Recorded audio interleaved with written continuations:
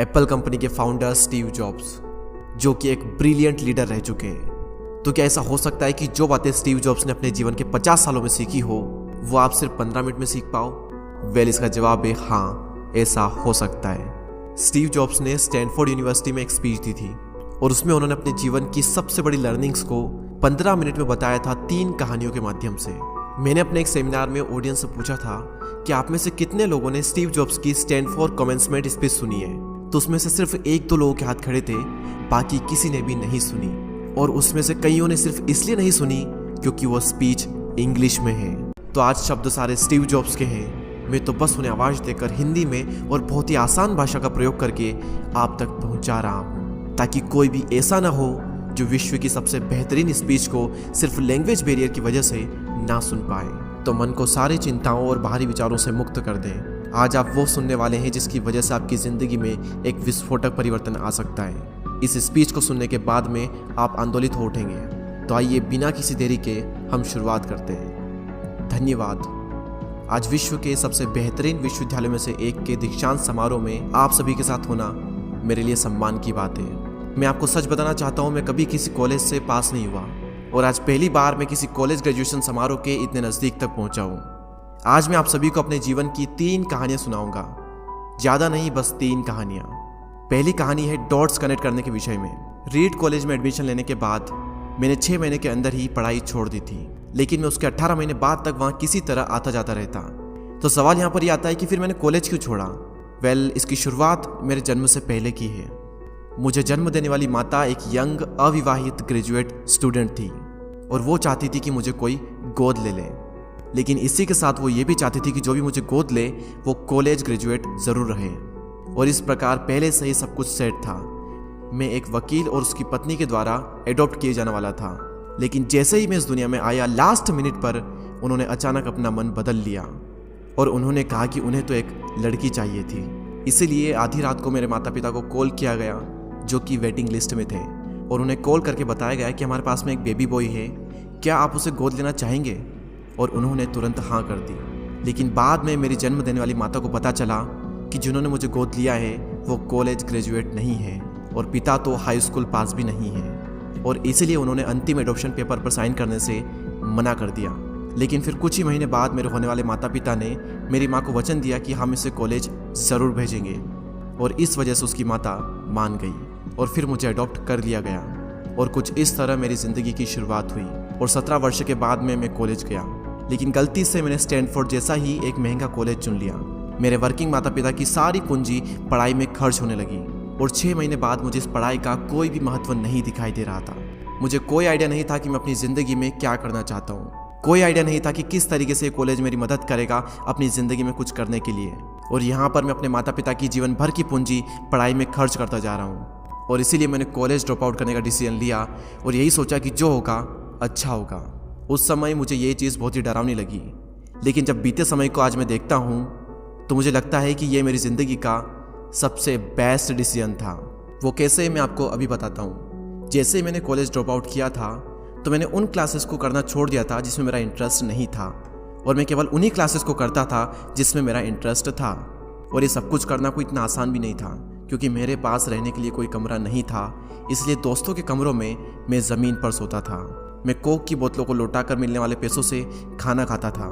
मैं हर संडे 7 मील पैदल चलकर हरे कृष्णा मंदिर जाता था, जिससे कि हफ्ते में कम से कम एक बार मैं पेट भरकर खाना खा सकूं, और ये मुझे बहुत ही अच्छा लगता था।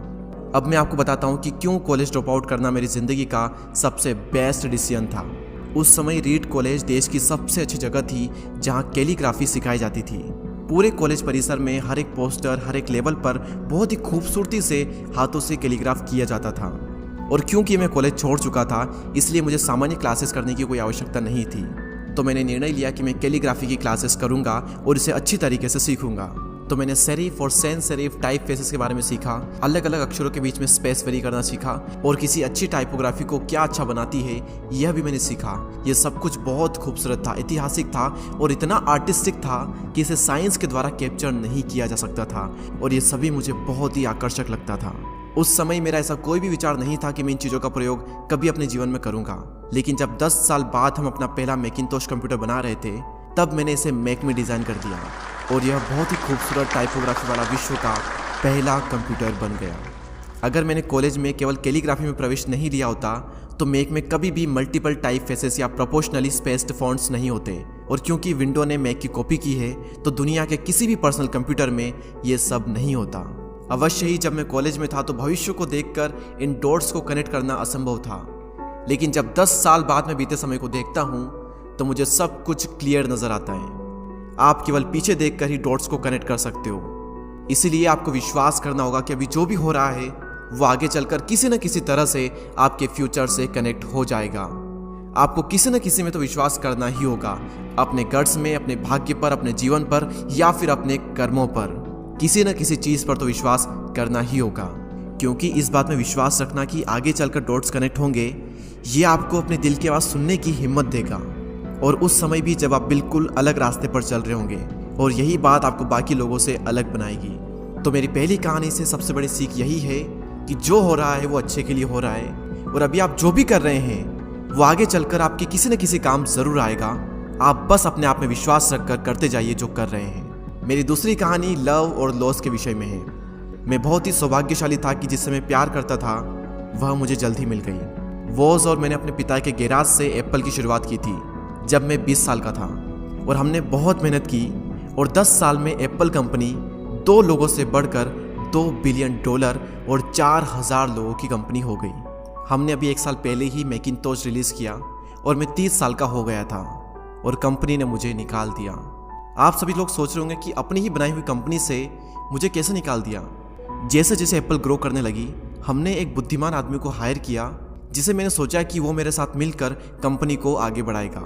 पहले 1 साल सब कुछ ठीक चल रहा था, लेकिन फिर उसके बाद कंपनी के फ्यूचर विजन को लेकर हम दोनों में विवाद होने लगे, और बात बोर्ड ऑफ डायरेक्टर तक पहुंच गई और उन लोगों ने उसका साथ दिया, और इस तरीके से 30 वर्ष की आयु में मुझे अपनी ही कंपनी से निकाल दिया गया। जो मेरी पूरी एडल्ट लाइफ का फोकस था वो अब खत्म हो चुका था, और यह पूरी तरह से मुझे बर्बाद करने वाला था, और कुछ महीनों तक मुझे कुछ भी समझ में नहीं आया कि मैं क्या करूं। मैं एक बहुत बड़ा पब्लिक फेलियर था, और एक बार तो मैंने वैली छोड़कर जाने का भी सोचा, लेकिन धीरे धीरे मुझे एहसास हुआ कि मैं जो काम करता हूँ मैं उसके लिए अभी भी पैशनेट हूँ। एप्पल में जो कुछ भी हुआ उसकी वजह से मेरे पैशन में थोड़ी भी कमी नहीं आई। मुझे उन्होंने अस्वीकार कर दिया, लेकिन फिर भी मैं अपने काम से प्यार करता हूँ, और इसीलिए मैंने एक बार फिर से शुरुआत करने की सोची। मैं उस वक्त ये नहीं देख पाया था, लेकिन अब मुझे लगता है कि एप्पल से निकाले जाने से अच्छा मेरे साथ कुछ और हो ही नहीं सकता था। सफल होने का बोझ अब बिगिनर होने के हल्केपन में बदल चुका था। मैं एक बार फिर से स्वयं को बहुत ही हल्का महसूस कर रहा था, और इसी आज़ादी की वजह से मैं अपने जीवन के सबसे क्रिएटिव पीरियड में चला गया। अगले 5 सालों में मैंने कंपनी नेक्स्ट और दूसरी कंपनी पिक्सर शुरू कर दी, और इसी दौरान मैं एक बहुत ही अद्भुत महिला से मिला जो कि आगे चलकर मेरी पत्नी बनी। पिक्सर ने विश्व की पहली computer animated movie toy story बनाई, और आज के समय यह दुनिया का सबसे सफल एनिमेशन स्टूडियो है। और एप्पल ने एक अप्रत्याशित कदम उठाते हुए नेक्स्ट को खरीद लिया, और मैं फिर से एप्पल में चला गया। आज एप्पल नेक्स्ट द्वारा विकसित की गई टेक्नोलॉजी का उपयोग करती है। तो यहाँ पर मैं पूरे विश्वास के साथ में कह सकता हूँ कि अगर मुझे एप्पल से नहीं निकाला गया होता तो ये सब कुछ मेरे साथ नहीं होता। यह एक कड़वी दवा थी, लेकिन मेरे विचार में एक मरीज को इसकी ज़रूरत थी। कभी कभी ज़िंदगी आपको इस तरह की ठोकर मारती है, लेकिन आप विश्वास मत खोइए। मैं विश्वास के साथ में कह सकता हूँ कि मैं सिर्फ इसलिए आगे बढ़ता गया क्योंकि मैं अपने काम से प्यार करता था।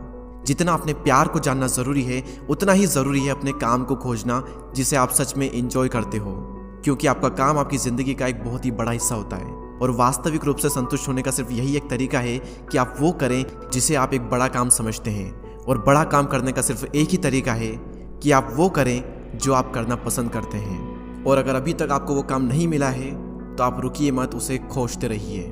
जैसा कि दिल से जुड़ी हर एक चीज़ में होता है, वो जब आपको मिलेगी तब आपको पता चल जाएगा। और जैसा कि किसी अच्छे रिलेशनशिप में होता है, वो समय के साथ साथ और भी अच्छी होती जाएगी। इसलिए इसे खोजते रहिए, रुकिए मत। मेरी तीसरी कहानी मृत्यु के बारे में। जब मैं 17 साल का था तो मैंने कोट पढ़ा था, यदि आप हर दिन ऐसे जिएंगे जैसे आपकी ज़िंदगी का आखिरी दिन है तो आप किसी न किसी दिन सही साबित हो जाएंगे। और इसने मेरे दिमाग पर एक बहुत ही बड़ी छाप छोड़ दी। और तब से पिछले 33 सालों से मैं हर सुबह उठकर शीशे में देखता हूँ और खुद से एक सवाल करता हूँ कि अगर आज का दिन मेरी ज़िंदगी का आखिरी दिन होता तो क्या मैं आज वो करता जो मैं करने वाला हूँ। और अगर इसका आंसर ना होता है तो मैं समझ जाता हूँ कि कुछ न कुछ बदलने की ज़रूरत है। इस बात को याद रखना कि एक दिन मरना है किसी भी चीज़ के खोने के डर को दूर करने का सबसे अच्छा तरीका है। आप पहले से ही नंगे हैं, ऐसा कोई भी कारण नहीं है कि आप अपने दिल की ना सुने। करीब 1 साल पहले ही मुझे पता चला कि मुझे कैंसर है।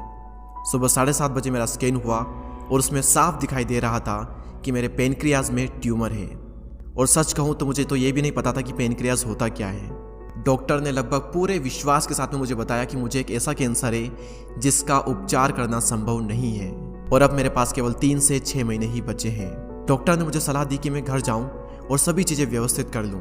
यानी कि डॉक्टर की भाषा में इसका मतलब था कि आप मरने की तैयारी कर लीजिए। यानी कि वो सारी चीज़ें जो आप अगले 10 साल में करने वाले थे वो बचे हुए दिनों में कर लीजिए, क्योंकि आपका अंतिम समय आ चुका है। मैंने इस डायग्नोसिस के साथ में पूरा दिन बिता दिया और शाम को मेरी बायोप्सी हुई, जहाँ पर मेरे गले के रास्ते से पेट से होते हुए एक एंडोस्कोप डाला गया और एक सुई से ट्यूमर के कुछ सेल्स निकाले गए। उस वक्त मैं पूरी तरह से बेहोश था, लेकिन मेरी पत्नी और वहाँ पर जो भी उपस्थित था कि जब डॉक्टर ने माइक्रोस्कोप से मेरे सेल्स को देखा तो वह भी रो पड़ा, क्योंकि सेल्स को देखकर डॉक्टर समझ गया था कि मुझे एक बहुत ही दुर्लभ प्रकार का कैंसर हुआ है जो कि सर्जरी से ठीक हो सकता है। तो मेरी सर्जरी हुई और सौभाग्य से मैं अब बिल्कुल ठीक हूँ। मौत के इतने करीब तक मैं पहले कभी भी नहीं पहुँचा और मैं उम्मीद करता हूँ कि आने वाले कुछ समय तक मैं पहुँचूँ भी ना। और यह सब देखने के बाद मैं पूरे विश्वास के साथ में यह कह सकता हूँ कि मृत्यु एक उपयोगी लेकिन विशुद्ध रूप से बौद्धिक संकल्पना है। कोई भी मरना नहीं चाहता, यहाँ तक कि वो लोग जो स्वर्ग जाना चाहते हैं वो भी वहाँ जाने के लिए मरना नहीं चाहते। मृत्यु ही वो स्थान है जहाँ पर हम सभी लोग जाते हैं। आज तक कोई भी इससे बचा नहीं है और ऐसा होना ही चाहिए, क्योंकि इस जीवन का एकमात्र सबसे बड़ा आविष्कार है वो है मृत्यु। यह जिंदगी को बदलती है, पुराने को समाप्त करने का रास्ता खोलती है। और इस समय पर आप सभी लोग नए हैं और कुछ ही दिनों में आप सभी लोग पुराने हो जाओगे और रास्ते से साफ हो जाओगे। इतना ज़्यादा नाटकीय होने के लिए मैं आप सभी से माफ़ी चाहता हूँ, लेकिन यही सत्य है। आपका समय बिल्कुल सीमित है, इसलिए इसे किसी और की ज़िंदगी जीकर व्यर्थ मत कीजिए। बेकार की सोच में मत फंसिए, अपने जीवन को दूसरों के हिसाब से मत चलाइए, औरों के विचारों के शोर में अपने अंदर की आवाज़ को मत दबाइए। और सबसे महत्वपूर्ण यह है कि अपने दिल और सहज बुद्धि की बात सुनने का साहस रखें, क्योंकि वे पहले से ही जानते हैं कि तुम वास्तव में क्या बनना चाहते हो। तो पहले अपने दिल की आवाज़ सुने, बाकी सारी चीज़ें सेकेंडरी है। और अंत में मैं आप सभी से यही कहना चाहूँगा, स्टे हंग्री, स्टे फुलिश। मैंने हमेशा अपने लिए यही मांगा है और अब जब आप सभी लोग यहाँ से ग्रेजुएट हो रहे हैं तो मैं आप सभी के लिए भी यही विश करता हूँ, स्टे हंग्री, स्टे फुलिश। यानी कि भूखे रहिए और मूर्ख रहिए। भूखे यानी कि कुछ करने की भूख आपके अंदर होनी चाहिए, और मूर्ख रहो क्योंकि मूर्ख रहकर ही आप कुछ सीख पाओगे। अगर आपको ये लगता है कि आप सब कुछ पहले से जानते हैं तो आप कुछ भी नहीं सीख पाएंगे। तो भूखे रहिए और मूर्ख रहिए। Stay hungry, stay foolish. आप सभी को बहुत बहुत धन्यवाद।